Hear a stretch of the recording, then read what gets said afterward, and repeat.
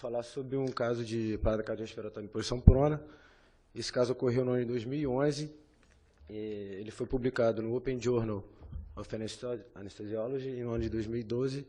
No ano de 2013, ele foi levado ao ASA e apresentado no ASA. No ano de 2014, ele foi citado pela Sociedade Britânica de Neuroanestesia e Neurocirurgia na formulação de um guideline de parada cardiorrespiratória em neurocirurgia. Bom, o caso em questão se trata de uma paciente feminina, 77 anos, com peso de 53 quilos, um MC de 22. A história da doença atual, a paciente há um ano vinha apresentando hemiparesia associada à hemianopsia esquerda e crise convulsiva. Ela foi encaminhada ao serviço de neurocirurgia do Hospital Federal da Lagoa, onde foi realizada uma TC de crânio e foi identificada uma volumosa lesão expansiva de caráter ovalar que tinha um importante desvio da linha média na região parieto hospital direita. Mediante a imagem, a hipótese diagnóstica foi de meningioma. Bom, aqui é a TC de crânio, que a gente consegue ver em diversos cortes a massa. É bem visível e é bem notável também o desvio da linha média. Ela tinha um aspecto, a princípio, de uma lesão bem vascularizada.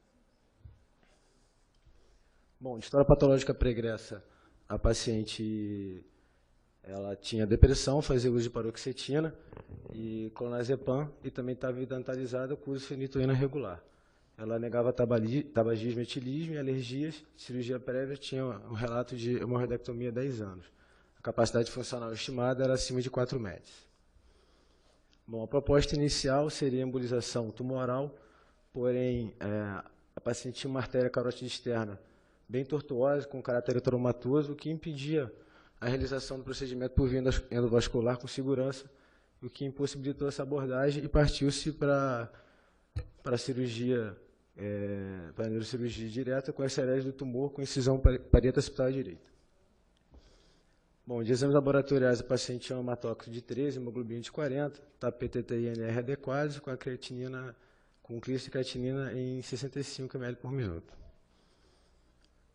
Bom, o eco também não tinha nenhum alerta para nós, tinha uma fração de ejeção adequada. Bom, seguiu-se a paciente em sala cirúrgica, foi monitorada básica, com cardioscópio, oxímetro de pulso e PNI. O paciente chegou com gel com 18, foi feita a revisão da venóclise e foi funcionado um novo acesso com gel com 14. A paciente foi sedada com 2 mg de midazolam e fentanil, seguiu-se a punção da artéria radial direita e posterior punção da veia subclávia direita. A paciente foi monitorizada com TOF, pressão arterial invasiva, cateter vesical de demora, quantificando diurese horária, gasometrias seriadas, cálculo delta-PP e pressão venosa central. Bom, a indução anestésica também foi sem problemas, se deu com lidocaína, 60 mg, propofol, rocurona e fentanil, seguiu-se a intubação sem intercorrência também com tubaramate, 7,5, e a manutenção da anestesia foi com remifentanil em bomba e cialoflurano. Foi realizada a antibioterapia profilática e a pedido da equipe de neurocirurgia foi realizada a manutenção de dexametasona 12 em 12 horas, conforme já vinha fazendo regularmente, e também a paciente já estava identalizada e foi mantida a fenitoína de 8 a 8 horas. Após a abertura da calota craniana, foi feita a administração de manitol com o intuito de ofertar o melhor campo cirúrgico. Bom, a paciente, após a indução, foi posicionada em prona, os coxins foram colocados no tronco e a cabeça fixada no Mayfield. Bom, após 5 horas de cirurgia, que ocorria sem problemas até o momento, houve lesão focal acidental do seio sagital com hemorragia aguda. O paciente perdeu uma volemia de 3 litros em aproximadamente 5 minutos e ela evoluiu com a bradicardia severa e uma queda da fração esperada de CO2 com a pressão arterial invasiva não detectada. Foi tentado palpar o pulso central, verificou-se a ausência de pulso central.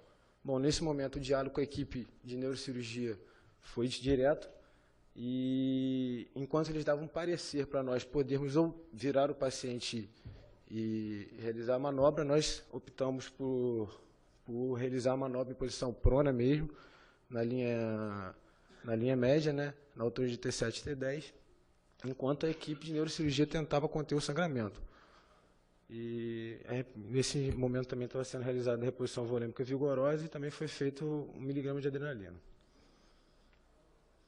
Bom, os parâmetros da reanimação, a frequência ficou adequada, uma frequência de 100 por minuto, com uma força adequada também, a gente não tinha como avaliar a depressão do tórax, mas os parâmetros de fração esperada de CO2 mantiveram acima de 10 e a pressão arterial diastólica também foi acima de 25.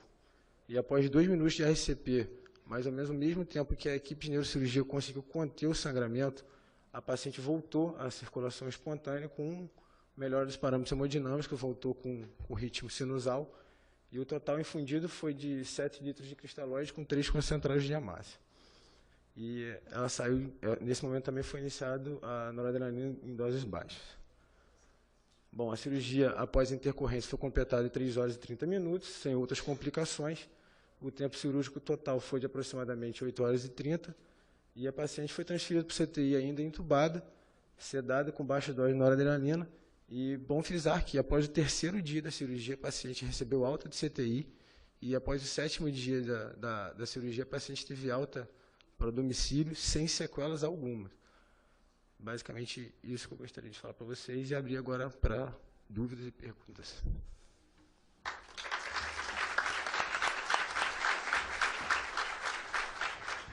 Obrigado, Luiz, pela apresentação. Está aberto para discussão. Abre perguntas aí, é um caso realmente surpreendente, o desfecho favorável. Darcy, parabéns, Guilherme falando, parabéns para vocês do Hospital da Lagoa, e parabéns também por levar o caso adiante, a repercussão que ele gerou. Isso é coisa que a gente esquece às vezes de pensar em fazer. E eu gostaria de saber, em relação ao posicionamento do paciente, qual o tipo de... Porque para fixar no Mayfield, a parte já torácica alta, não sei onde estava exatamente apoiada. E aí, na hora que você comprime o tórax de posterior para o anterior com a cabeça fixa, fico até na dúvida em relação à região cervical, como que ela fica sambando aí nesse meio do caminho. O desfecho, a gente sabe que não teve nenhuma sequela neurológica, mas então eu queria que você falasse um pouco sobre onde que estava apoiado o tórax e também sobre essa questão da cervical aí nesse meio do caminho. A cervical é uma preocupação, né? Sem dúvida nenhuma. O tórax estava praticamente encostado na maca. Encostado na maca, foi retirado os coxins, que no Hospital da Lagoa são feitos os coxins com soro. Rapidamente foi retirado os coxins, o paciente estava em contato direto com a mesa cirúrgica, né? E a preocupação com a coluna cervical é uma preocupação que existiu realmente, só que faz parte do efeito colateral, né, do pronto atendimento do paciente na hora da massagem, que a nossa preocupação maior é não perder tempo, uma vez identificado um caso de parada cardíaca e uma vez identificado que o cirurgião não poderia nos possibilitar virar esse doente imediatamente, que seria inicialmente a conduta mais adequada. Mas fixado no pino de Mayfield, né, o cirurgião com um sangramento grande, ainda não estava disponível para a gente virar, e foi massageado em posição prona, diretamente contato com a mesa. Por isso foi eficaz, muito possivelmente por isso teve eficácia, não é, nas compressões. O paciente voltou à circulação espontânea.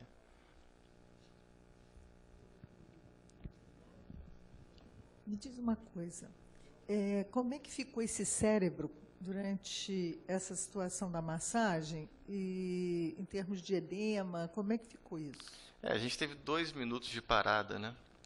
Foram 2 minutos. Eu sei que o desfecho foi bom, estou dizendo visualmente, porque é uma oportunidade de você, estava tudo aberto ali. Exato, existe um sangramento importante, depois o sangramento foi contido, foi colocado compressa, foi cauterizado o máximo possível, não tinha edema, obviamente, por conta da hipovolemia importante, né, não existiu nenhum edema, e a evolução foi favorável. Então, acho que não sei se tem tanta relevância em relação a isso. Até porque a equipe de neurocirurgia optou por continuar o procedimento. O procedimento que perdurou aproximadamente mais 3 horas e 30 minutos, até o final. Se vocês me permitirem, e querendo aproveitar a oportunidade, eu queria perguntar ao Dr. Davi, que está aqui presente, se ele tem alguma referência sobre reanimação em paciente em posição prona, E se o senhor teria algum comentário a mais para fazer nesse caso, um caso catastrófico em que o decúbito dorsal não poderia ser obtido imediatamente? Na literatura tem um caso descrito em reanimação de decúbito lateral, né? Também com sucesso, mas prona é um caso que eu nunca vi nenhum relato de caso na literatura. Agora, o que eu acho interessante comentar é que existem duas teorias que tentam justificar a geração de fluxo durante a massagem. A teoria da bomba torácica e a bomba cardíaca.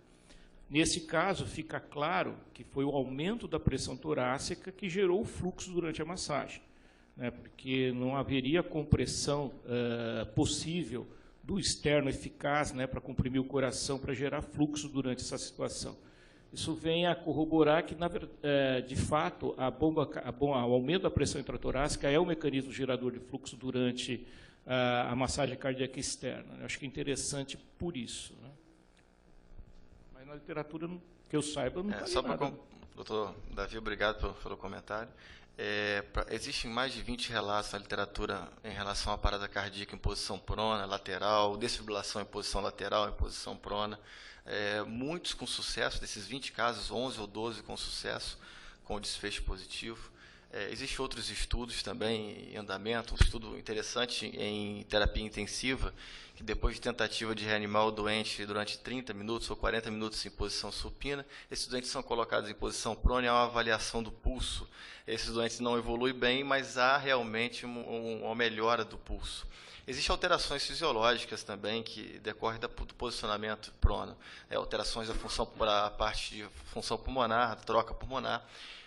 Mas o que a gente gostaria de deixar bem frisado aqui nesse caso é a importância de se iniciar as manobras de reanimação o mais precoce possível. Bem, dando sequência, Carlos Daci, eu queria fazer um elogio público, primeiro pela condução do caso, e um segundo elemento que seu residente, com muita propriedade, colocou no primeiro momento da fala dele, que é justamente o caráter de publicação, né?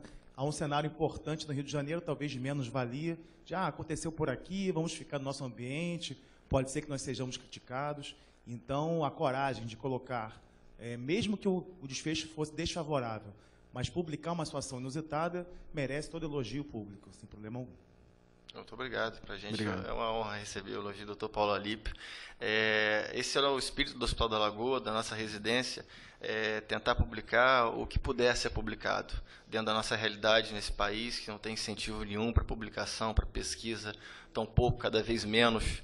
Então, a gente tem outros casos publicados também, e esse caso, para nossa surpresa, teve N citações, inclusive literatura indexada, o que nos enche de orgulho, e como ele mesmo disse, referência no guideline de neurocirurgia da Sociedade Britânica de Anestesia, dizendo que a gente pode publicar, mesmo em revistas mais humildes, como a nossa, o impacto em torno de 0,30, mas que pode ter visibilidade em tempos de Google escolar.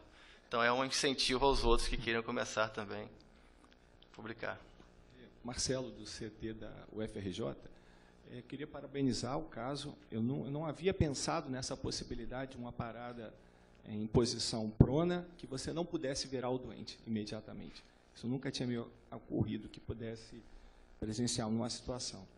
E talvez seja a situação de maior estresse numa parada cardíaca, você não conseguir realizar uma manobra da forma que a gente foi treinado durante toda a nossa vida.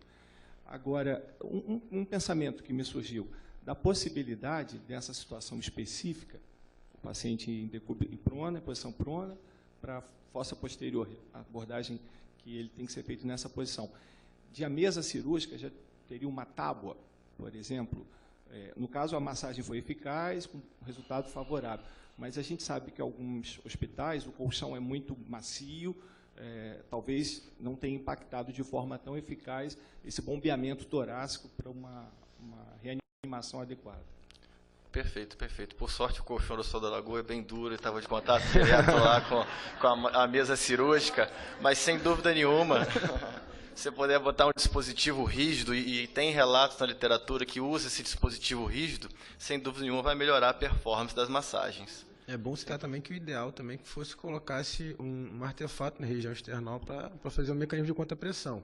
Na literatura, existe o relato de que você poderia fazer a contrapressão um outro colega faria com a mão ou colocaria um soro com um artefato para fazer a depressão external.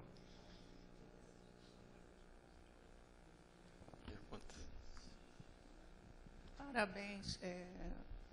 Eu estou aqui pensando, não sei, lá no hospital, né, nas nossas cirurgias de coluna, os pacientes são operados em prece maometana, na mesa, uma coisa assim improvisada.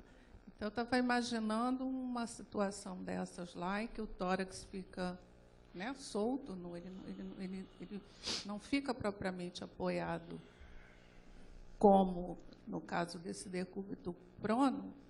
O que seria, entendeu? Uma coisa absurda. E essa coisa também da lesão do seio, como é que ele não teria condições de te liberar esse paciente? Porque ele também tinha que tentar debelar esse tratamento, né? Então, quer dizer, realmente vocês estão de parabéns, paciente mais ainda. E também para vocês terem essa coragem de publicar, que isso é muito importante, né? Doutora Denise, em relação até a essa informação, em 2005 a CLS ainda tinha algum trecho que falava assim, em condições no qual você não consegue virar o paciente, não consegue mudar e colocar na posição adequada, pode ser encorajado o início das massagens cardíacas na posição que tiver o paciente. Em 2010, o guideline, o Davi está aqui se eu estiver errado, em 2010 não foi omitido pela American Heart Association esse tipo de recomendação. Não sei agora, de repente, 2015, o que vai sair em outubro. Mas são casos específicos, realmente, no qual não há possibilidade. É óbvio que um neurocirurgião muito experiente consegue virar um doente desse, mesmo fixado no pino de Milford, com um tempo muito curto. Mas mesmo esse tempo curto, se a gente puder tentar não perder esse tempo curto no que se diz respeito à parada cardíaca, talvez seja a diferença no caso desse doente que saiu sem sequelas. Ok, então, eu queria agradecer então, a presença do Carlos, do Luiz Eugênio, e vamos chamar, então,